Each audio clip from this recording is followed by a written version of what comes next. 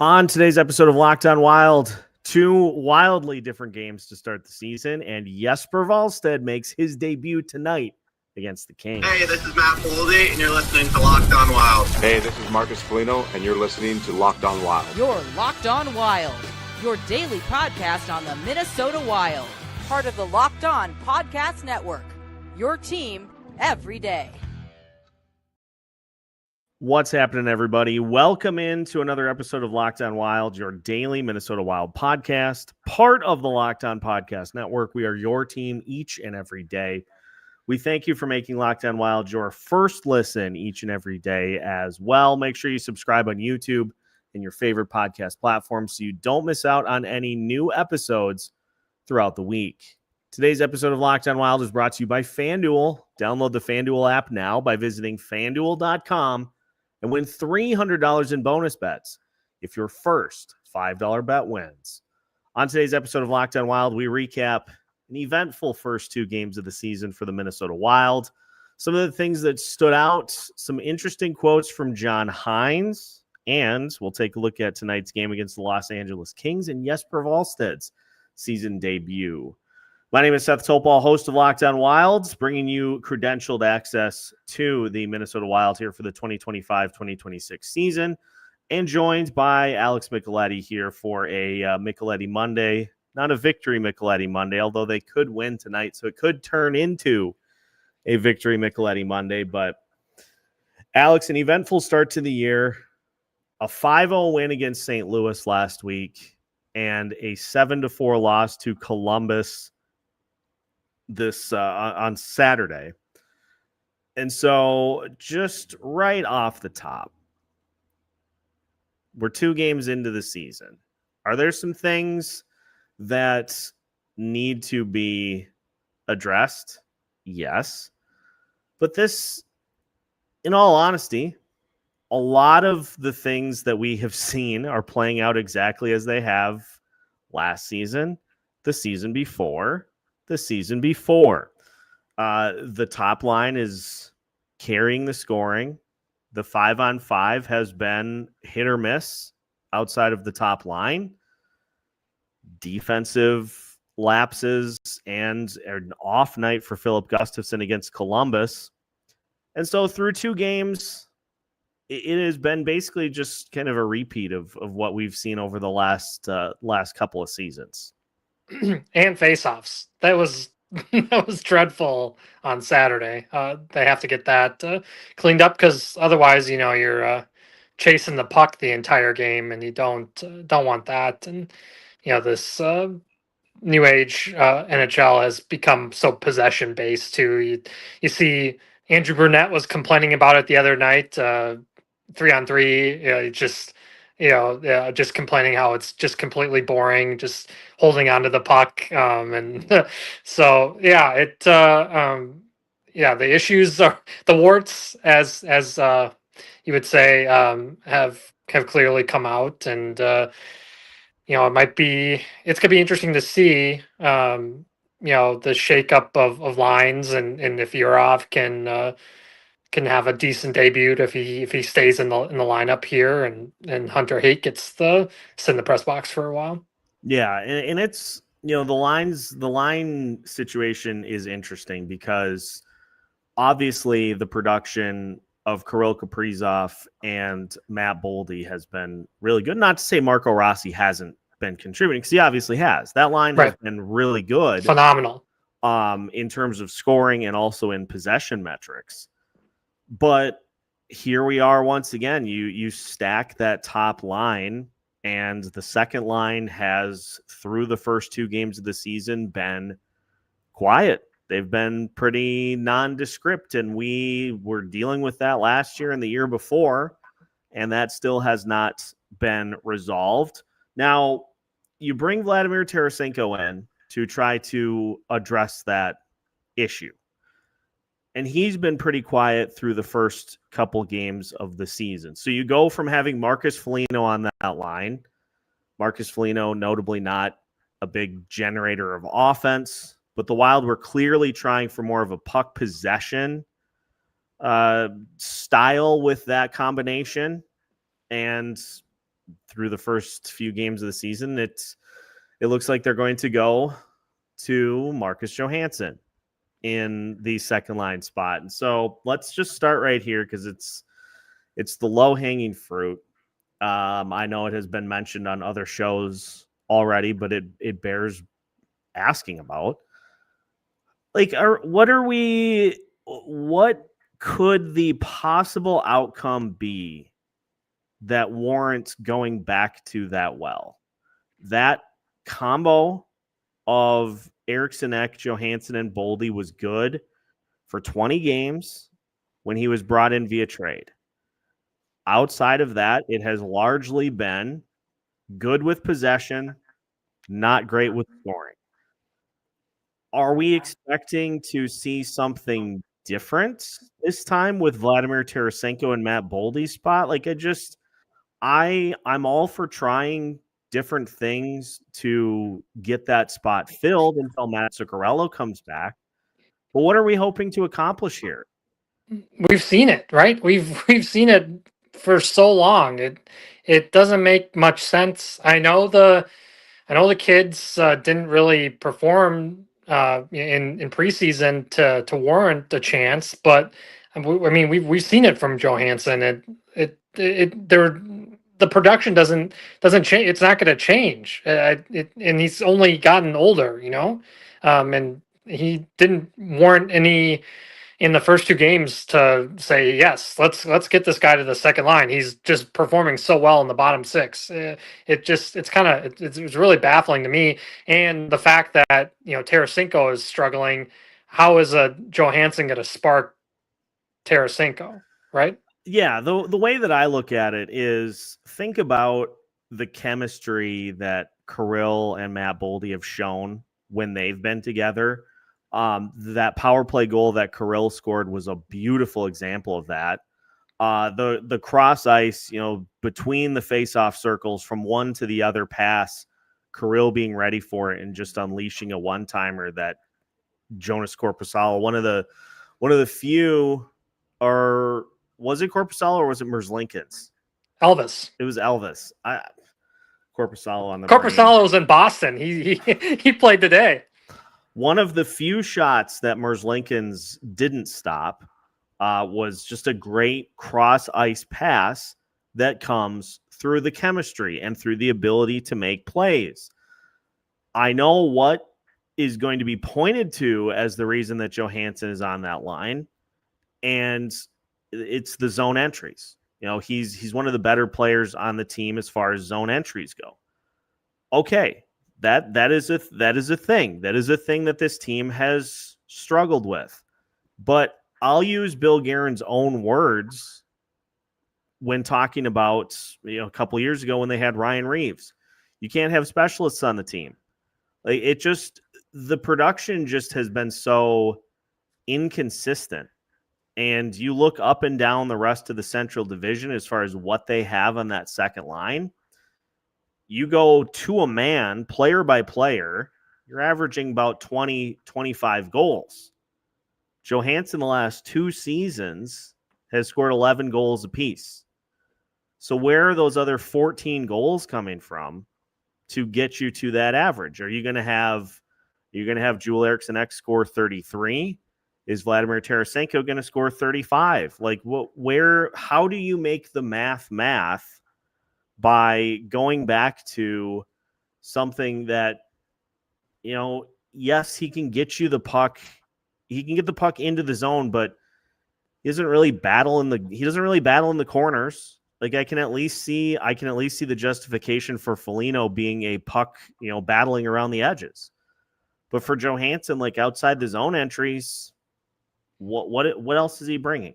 Right, doesn't shoot the puck enough, so that you can't rely on that either. And you feel frustrated for Ek because it's like Ek has to get his points off the power play just because he has two wingers that have been just non-existent out there, and Tarasenko was a gigantic gamble, and so far it's he's been a no-show out there. He has one power play assist, but 5-on-5 you're going to need so much more for him, with Zuccarello still out for a while. And I will say too, like you look throughout the league, and I know there are some teams that have gotten off to really good starts, especially this is where I think the continuity kind of comes back to bite you. You have become so accustomed to having a particular set of players on this roster for years, multiple seasons of basically the same roster. And now you're injecting some new players into it. And you are getting guys that were accustomed to passing to a particular player on a rush, or where, okay, he's going to be here, so I just need to lead him a little bit ahead to get the pass to him and get him into the zone. And that kind of stuff takes time. Like, it's the same thing on defense. And I think that's why you've seen some of the defensive numbers we have. Jared Spurgeon has become pretty accustomed to a couple of players. Now, Zeev's a good defenseman. Bit of a learning curve to start, but I think that's because Spurgeon has just become accustomed to where guys are going to be. And, it just takes some time for this stuff to come together. That's why you gotta just see how things play out through the first handful of games. We don't know what the identity of this team is yet. No. It looks like the same team as the last few years, but the beauty of it is that there are 80 games remaining to determine where this team's at. And we've seen this team play differently when different goalies in the net. So it's going to be very interesting to see Jesper. And, he's coming off the most difficult year in his career. And now he gets to play in a better, he hopes a better defensive core than what he had in Iowa. And there's a lot of pressure on him, because they coming off a home opener where they gave up that 7-6 with Gus in the net. And so, the home crowd is not going to be happy, and he's going to really have to put up a big performance, because the Wild are on a back-to-back, right? They have Dallas Tuesday, national TV game. So I bet Jesper's happy that he doesn't have to play in Dallas after what happened to him last year. Remember, his dad flew all the way to watch him, and then they just got demolished in Dallas on ESPN, and it's another ESPN game tomorrow. So, the Kings they're a really interesting team. I mean, this is Kopitar's last season, so they're really trying to. They have their fingers crossed that they don't have to play Edmonton in the first round. But they are in their own kind of, the Wild were in negotiations forever with Kaprizov in Rossi. They are trying to get a deal done with Adrian Kempe, who is turning into quite the superstar out there in LA. And then you got, Kevin Fiala and Darcy Kemper starting tonight too. So, you got revenge games. So it's it should be interesting one. Adrian Kempe, if he does not re-up in LA, is my top trade target. Yeah, he is 1,000,000%. He is so much fun to watch, and he's been playing with Kopitar for a bit, and they are dynamic together. And Quinn Byfield is turning into a heck of a player now too. Everybody thought he was gonna be a bust there for a bit, but he kind of broke out last season, and he's a name that they're going to have to try to shut down tonight as well. They're beatable on their back end. Drew Doughty's getting up there in age, and then you take a look at the rest of the D-core, it's not overly impressive at all. Cody Ceci is a solid -5 in 3 games. Yeah, I don't know what they were thinking there. That Ken Holland, I don't know what his thought process was. I know he's had CC in the past, but it's been a train wreck for where he's been recently. Yikes. We'll talk more about the Kings game, but I want to get to some comments that John Hynes made in regards to the younger players on the roster, because that's a contentious spot for Wild fans with what we have seen in the lineup. So we'll talk about, this glass ceiling, so to speak, that the Wild have to kind of try to break through. We'll talk about that as well as John Hynes' comments as we continue today's episode of Locked on Wild after this. Today's episode of Locked on Wild is brought to you by Monarch Money. Most people can't name all of their financial accounts or even what they're worth, whether it's 401ks, properties, or investments. When you don't have the full picture, you can end up leaving money on the table. That's why there is Monarch Money. It's an all-in-one personal finance tool that brings your entire financial life together in one clean, easy-to-use interface on your laptop or on your phone. Monarch is built for people with busy lives. If you've put off organizing your finances, Monarch is for you. Monarch does the heavy lifting for you. You can link all of your accounts in minutes, see clear data visuals, get smart categorization of your spending, and finally feel in control of your money without ever touching a spreadsheet. Don't let financial opportunities slip through the cracks. Use code LOCKEDONNHL at monarchmoney.com in your browser for half off your first year. That's 50% off your first year at monarchmoney.com with code LOCKEDONNHL. Welcome back to today's edition of Locked on Wild. Once again, we thank you for making Locked on Wild your first listen each and every day. We are your team each and every day as well, and we will be postcasting with you after the game tonight. Depending on, we'll whether it's a win or a loss, we'll recap it for you with the postcast. So make sure to join us on YouTube immediately after the game is finished, and we'll break it all down together.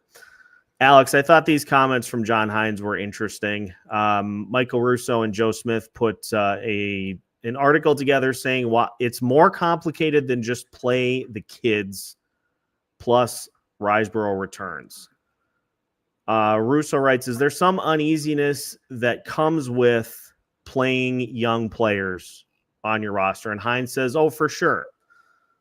He says it's balancing this, right? It's just play the kids, but this is the hardest league in the world. It's the best league in the world. The difference sometimes between younger players and veteran players. Veteran players, they've been around. They know how to play. They know what the game is about. The NHL is a different beast. It's not college. It's not juniors. No matter how good you were at other levels, you're playing against the best guys in the world. So you have to balance. Are they ready to play? If they're ready to play, we'll play them. We also can't just put 9 kids in the lineup and think that all of a sudden they're going to be ready to go.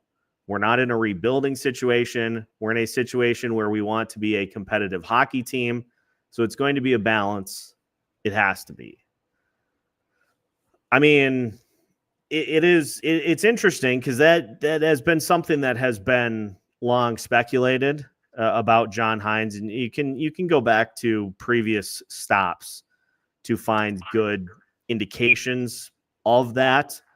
I would say this is probably the first time he's been in a spot where you have had a handful of players that are knocking on the door for spots on a lineup. He had an older team in Nashville. He had a young kind of up and coming team in New Jersey, but this is the first time I think that you've got I don't want to say mostly veteran because they're not anymore. 9 players under the age of 25 on the roster. They are starting to shed their skin as we move into now Kirill's extension. But this is kind of this is the tug of war that is going to really test where John Hynes is at, because on one hand, with the veterans, you know what you have. But on the other hand, you're not going to get really anything more than what you have. Like you have that established level, and that's about as far as you're going to get. Yeah, it was interesting to see that they tried to reach out to Roslovic and tried to sign him, and he did not want to be on the Wild, and he ended up signing with Edmonton. So they're already looking out there for veteran options, just because they don't want this to spiral. They they can't afford to have another injury, because then he's going to be forced to play the kids no matter what. And I realized that we all realized that they didn't take advantage in the preseason, but you're going to have to rely on these kids just with the way the salary cap is. And you mentioned it on the episode here, the growing pains. They're going to have to fight through this. And the Central is so competitive. You look today. I mean, Nashville, Colorado, they won already. Winnipeg won already today. So I mean, you have to keep pace with these teams. And the pressure's on, because Leopold, he wants more than just one round, right? Because that's extra money for him. And he's invested way more than previous owners have done with the Wild. And so he wants that return on investment. He's he's no dummy. He's a billionaire for a reason. So yeah, the pressure's on him. The pressure's on Hynes too, because he's not won a playoff series as a head coach in the NHL, and that's that's tough. You need to start winning. And I know Bill Guerin says there's no pressure for him, but if they don't make the playoffs, then it's really heated up. Peter DeBoer's just sitting there waiting for an opportunity too. So they have to get off to a good start here. And Greg Cronin. Yes. Yeah. That's like, I was thinking about this. They probably the signed him for a reason. Yeah. Yeah. I was thinking about this the other day. I'm like, what direction would they go? It would 100% be Greg Cronin. Yeah, because he's already under contract. Yeah, that would just be the easy fill in to get him up. And so here's kind of this eternal struggle that is going to be going on during the season. Because look at Zeev Boyum as a good example. He's had some really good moments so far. He's had some hiccups. He's had some miscues. But that's what's going to happen. These young players, they're hopping into the lineup for the first time. As John Hynes said, he's not wrong. The competition level is just so much better up and down the board. There is a moment that hits most of these young players at different times. It's that flashbulb moment that, oh, I get it now. I know what it takes. And you just start to see them slowly stack solid games on top of each other. But it's not the same for everybody. There's no written book of law that says every prospect will understand how to play at the NHL level after their first 10 games. It's different with everybody. It'll be different for Zeev Boyum. It'll be different for Liam Ogren. It'll be different for Danil Yurov. It'll be different for Jesper Wallstedt. But this is where the old school thinking has to kind of evolve, because you know exactly what you're going to get with Marcus Johansson in that second line spot. You don't know what you're going to get with either Liam Ogren or Danil Yurov or some of those other players. You don't know. You could get less than the Johansson line, as I'm going to call it. The Mendoza line in baseball. You hit 200 as a hitter and you're hitting the Mendoza line. The Johansson line is that performance level. You could be below the Johansson line with one of those guys, and that's just their ceiling. You could vastly exceed that. You don't know what's out there, but this is where that trust and that faith comes in, and being willing to lean on a younger player as opposed to just saying, well, I trust him because he's not going to make a mistake. That's backwards thinking. That's a way to instill a fear culture. That instills a fear culture of, well, if I'm going to play, I can't make a mistake. Yeah, that happened to Anaheim with Cronin, and so yeah, it's and look at what happened with Tortorella in Philadelphia too. It's hard. These older coaches are dealing with a new generation of player too, and you have to balance out the the criticism with getting the results.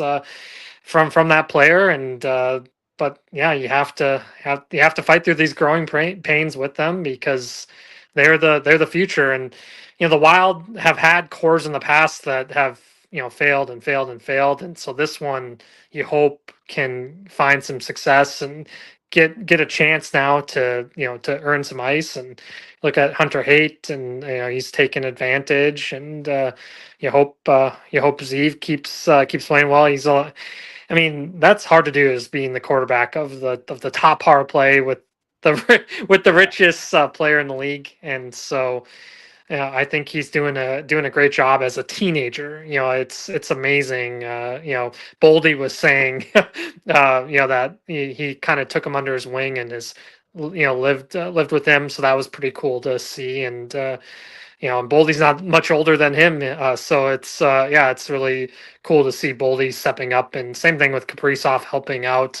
I saw today that he was translating. That he's got to be the most expensive translator ever, translating for Yurov today. And he's having meals at Tarasenko's house. So yeah, it's cool to see some of the quote unquote older guys helping out some of the younger guys as well. Yeah, Kirill Yurov started to answer his first question that he was asked in Russian, and Kirill's like,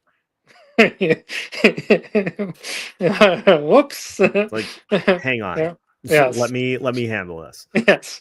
So yeah, that is, again, there's no set time. There's no set time when that light bulb clicks on.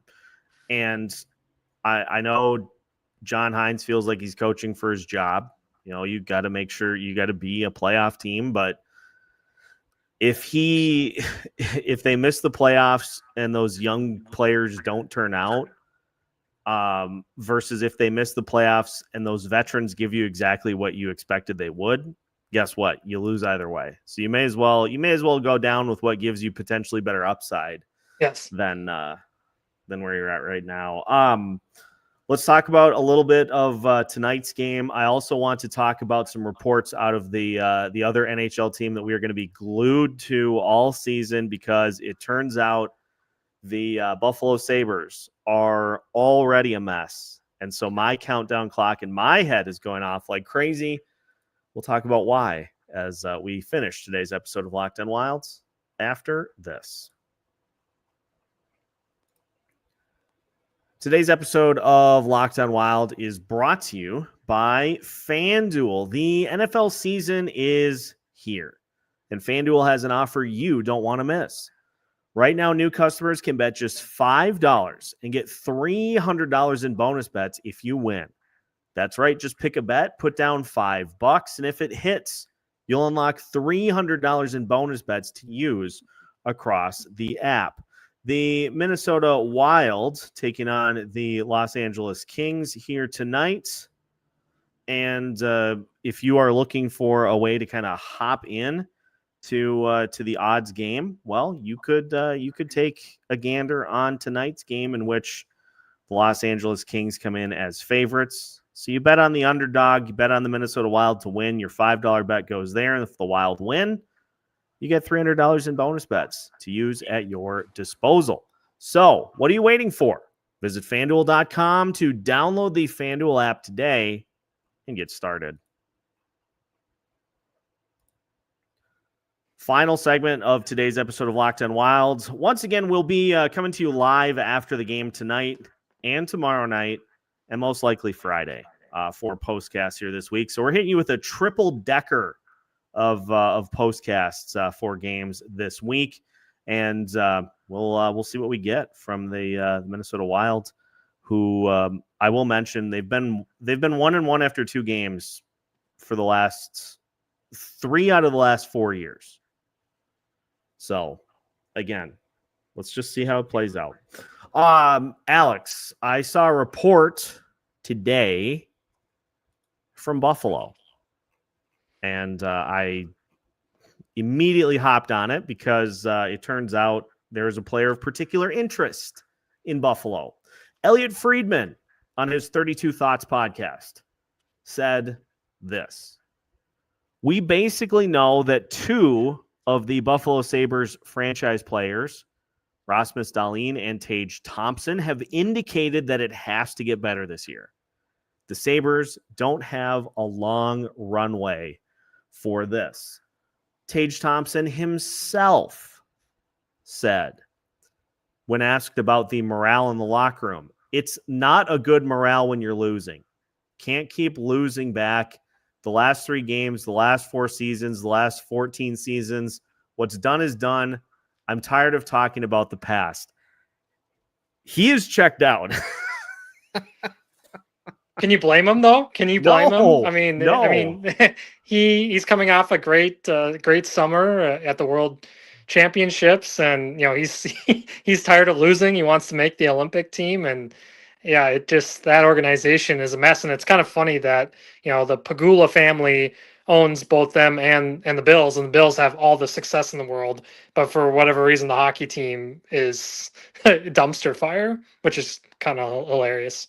The Sabres are 0-3. They have scored 2 goals this year. Tage Thompson is one of them. So Tage Thompson has 50% of the Sabres goals this year. And for the crowd that says, because I saw some people on X that were like, if anything, this just means that Buffalo is going to, add, which they could, they certainly could. And where's the propensity to make the trade of a superstar player because he gets tired of losing? Ladies and gentlemen, for my Exhibit A, I present the history of the Buffalo Sabres, who have done it multiple times in their franchise history. They did it with Jack Eichel. They did it again with wouldn't let Eichel get surgery, which is just crazy. Remember that? Yeah, that was dicey. They did it with I believe it was Sam Reinhart that went to. I always get the 2 Sams mixed up. They did it with Sam Reinhart, and now he's in Florida and he's making $1 gajillion because multiple cup winner. He's in a spot that values winning. But this is what happens to franchises that can't get out of the mud. Is you get these star players that come around once in a while, and they give you everything that they have, and they bleed on the ice. They give you every ounce of their being on the ice, and it doesn't move the needle at all. You can only go through so many rebuilds. And then they get tired of it, and they say, you know what? I'm done. So I am glued because, again, as we said to start the season, the Minnesota Wilds have the capital and the assets to do whatever they want this year. And if Tage Thompson becomes available, you better pick up that phone. No doubt about it. And especially if Bill picks him for the Olympic team. I was seeing some shows and they were saying that, it's going to be interesting to see if there's quote unquote going to be any tampering while they're in Italy, and send some smoke signals to agents while they're watching their clients in Italy. Maybe there'll be some Locked On Wild tampering. I'll just go to Italy and just hold my phone and just walk up to people. Yes. Like, what can you tell me? What's the word on the street? So I'm not saying that the Wild are going to make a move now. Right. They're going to take some time to try to get this figured out. Mm-hmm. And you look at the Central Division early on, pretty much what we expected has already taken place. Like the only surprise, I guess, right now is that the Nashville Predators have started the season with 2 wins in their first 3 games. Other than that, everything has pretty much started out the exact way you expected it would. It's just going to be a massive scrum. Colorado's on top. Massive scrum through the rest of the division. And you just... The regular season is like studying for an exam. Right. The playoffs are the final. You can study super hard at the beginning and coast, or you can spread out and study evenly throughout the course of the months leading up to it so that you're ready to rock, or you just cram in the last few weeks to try to get yourself ready. All 82 games. And it took till the last minute to get in last year with that saving the day against the Anaheim Ducks. So I've done that before. Like you're walking to a final studying for it. Yes. Do not recommend. No. Do not recommend. Yes. So we're going to see a season debut and we're going to see an NHL debut tonight. Mm-hmm. We're going to see Jesper get his season debut tonight. I love the call. I love getting him a home start and going with Gus on the road against Dallas. I think that was the exact right way to do that. So he starts tonight. Zeev Boyum is in for Hunter Height. He is on the fourth. You're off is in. Yep, for Hunter Height. He'll be on the line with Liam Ogren and Vinny Hinestroza. Let's just see what Yurov does, and I'll have a reaction in the postcast tonight to how he looks. But guy making his, I'm not expecting him to score a hat trick tonight. No, I just want to see if he's comfortable. We have heard that he is pretty close to par defensively. So let's see that. Right. Let's see that put on display. And let's see how the team responds after the Saturday game. That was one of the big things they had last year. They responded well to adversity pretty much all season. So we'll see what happens and we'll react to it here after the game tonight. Yes. Yeah. It's the Kings games are always physical, so we'll see if they set the tone early. And Kemper's got a little Bennington into him. If you can get one or two by him, then he can unravel quick. So hopefully that is the case tonight. Get a couple in and just have some antics from Hartman and get the win. By the way, just quick before we sign off, how about that? How about the love tap by Hartman with his stick on Good Branson, and Good Branson just lost his mind. Yes, just lost it. Yes, good stuff. That was, and I know that Hartman has a history, obviously, but that was literally all he did.